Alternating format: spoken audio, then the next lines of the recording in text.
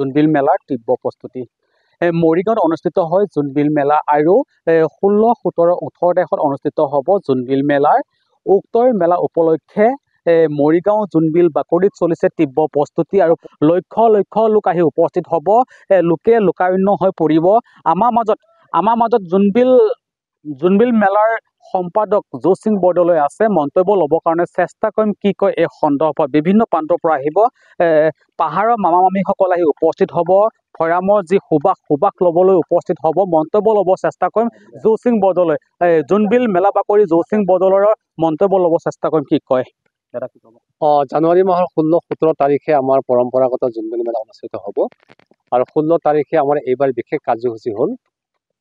গত কেইবছৰ ধৰি পৰম্পৰা কাৰ্যসূচীটো আছে। পতাকা উত্তোলনৰ পৰা আৰম্ভ কৰি দেশখনত মাংগলিক পৰ্ব কৰাৰ পৰা আৰম্ভ কৰি আৰু এইবাৰ আমাৰ অপেনিং চেৰিমনিৰ দিনাখনে আমাৰ অসমৰ জনপ্ৰিয় মুখ্যমন্ত্ৰী ডক্টৰ হিমন্ত বিশ্ব শৰ্মা উপস্থিত থাকিব আৰু তাতেই 22গৰাকী মধ্য অসমত থিয় থাকিব। আকৌ তেখেতে ৰাজভাতাও প্ৰদান কৰিব এই সময়ছোৱাতে। আৰু আমাৰ কাৰণে বৰ সৌভাগ্যৰ কথা, এই দিনটোত আমি অসমৰ ইতিহাসত এই প্ৰথম চেৰিমনিৰ দিনটোত উপস্থিত থকা একমাত্ৰ মুখ্যমন্ত্ৰী হ'ব ডক্টৰ হিমন্ত বিশ্ব শৰ্মা। গতিকে তেখেতৰ পৰা অসমৰ ৰাইজে আশা কৰে, আমি আশা কৰোঁ। ইতিমধ্যে তেখেতসকলে আমাক 8.5 বিঘা মাটি দিছে। আমি অলপ মাটি পালে আৰু ভাল হ'ব, স্থায়ী হ'ব মেলাখন।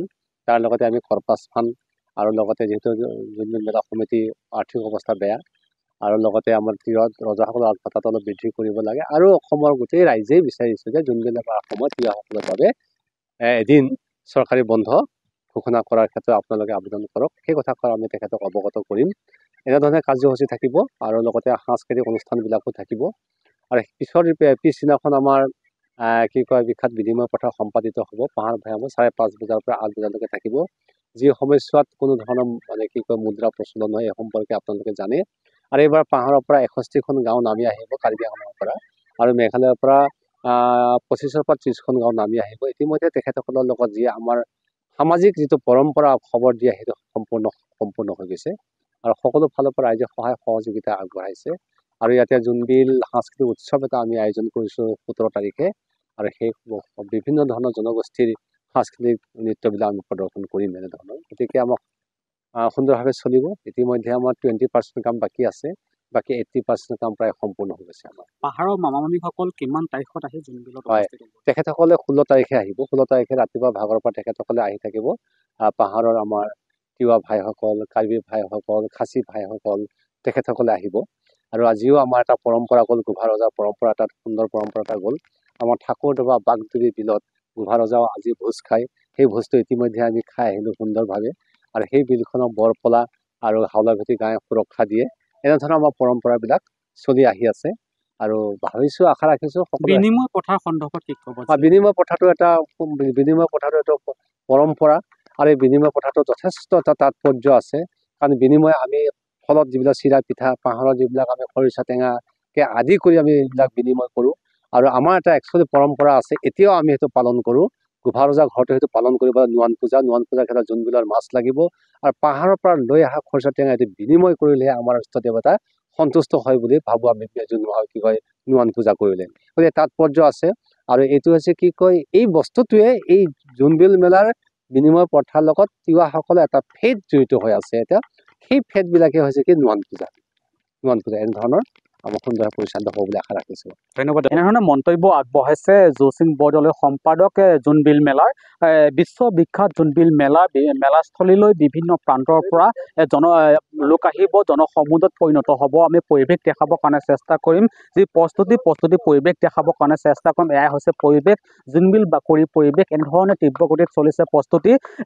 যিহেতুকে আমি আপোনালোকক ক'ব চেষ্টা কৰিছোঁ যে বিশ্ববিখ্যাত যি জোনবিল মেলাস্থলীৰ এটা উল্লেখনীয় দিন বা এটা ঐতিহাসিকৰ দিন ইয়াতে জড়িত হৈ আছে।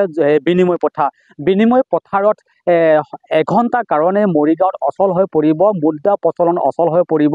য'ত মুদ্ৰাই কাম নিদিব, য'ত মুদ্ৰা নচলিব, মুদ্ৰাৰ অবিহনে বিনিময় কৰিব লাগিব। বিনিময় কৰিব লাগিব। আমাৰ মাজত উপস্থিত আছে খিলঞ্জীয়া ঘোষা সমিতি অসমৰ কেন্দ্ৰীয় সমিতিৰ সম্পাদক আছে। সম্পাদকৰ মন্তব্য ল'বৰ কাৰণে চেষ্টা কৰিম কি কয় এই সন্দৰ্ভত। যিহেতুকে জোনবিল মেলা আৰু পাহাৰৰ পৰা মামা মামীসকল আহি উপস্থিত হ'ব আৰু সুন্দৰ এটাৰ সমন্বয় বাৰ্তা বাৰ্তাৰ সন্দৰ্ভত কি ক'ব? মই ইয়াকে ক'ব বিচাৰিছোঁ খিলঞ্জীয়া সুৰক্ষা সমিতি অসমৰ ফালৰ পৰা প্ৰথমতে আমাৰ আগন্তুক ভোগালী বিহু উৰুকা আৰু ভোগালী বিহুৰ শুভেচ্ছা জ্ঞাপন কৰিলোঁ। যি 16, 17, 18 এই যি আমাৰ জোনবিল মেলা ঐতিহাসিক জোনবিল মেলা আৰম্ভ হ'ব, তাত যেনে সকলো ৰাইজে সহায় সহযোগিতা কৰি যি ঐতিহাসিক মেলাটো আয়োজন কৰিছে তেখেতলোককো মামা মামী সকলোকো ধন্যবাদ জনাব বিচাৰিছোঁ। তেখেতসকলে আহক, আমাৰ ঐতিহাসিক আয়োজন কৰিছে তাত আগভাগ লওক। ক'ব বিচাৰিছোঁ এই আমাৰ জোনবিল ঐতিহাসিকটো ৰখাবলৈ হ'লে যিকোনো ক্ষেত্ৰতে আমাৰ খিলঞ্জীয়া জাতি জনগোষ্ঠী সুৰক্ষিত ৰখাৰ ক্ষেত্ৰতো আমি আগবাঢ়িব লাগিব। আমি ইয়াকে ক'ব বিচাৰোঁ সকলো একত্ৰিত হৈ যে মামা মামী সকলৰ পৰা আদি কৰি আমাৰ বিভিন্ন ক্ষেত্ৰত প্ৰশাসনৰ পৰা আদি কৰি সকলোৱে সহযোগ কৰি এই জোনবিল মেলাটো ঐতিহাসিকটো পালন কৰি থাকিব, সদায় থাকিব আৰু সকলো খিলঞ্জীয়াই জানো এই সহযোগ কৰি। ইয়াতে ক'বলগীয়া আছে। জয় অসম, জয় খিলঞ্জীয়া। ধন্যবাদ আগবঢ়াইছে ৰাজবাবা অসমে খিলঞ্জীয়া সুৰক্ষা সমিতি অসমৰ সম্পাদক। আমি মন্তব্য ল'ব চেষ্টা কৰিম আৰু তাৰ সমান্তৰালকৈ আমি পৰিৱেশ দেখাব চেষ্টা কৰিছোঁ। জাতি জনগোষ্ঠীৰ যি ঐতিহ্যমণ্ডিত যি জোনবিলৰ যি পৰম্পৰা, জাতি জনগোষ্ঠীয় যি পৰম্পৰা এনেধৰণে সজাই পৰাই তুলিছে।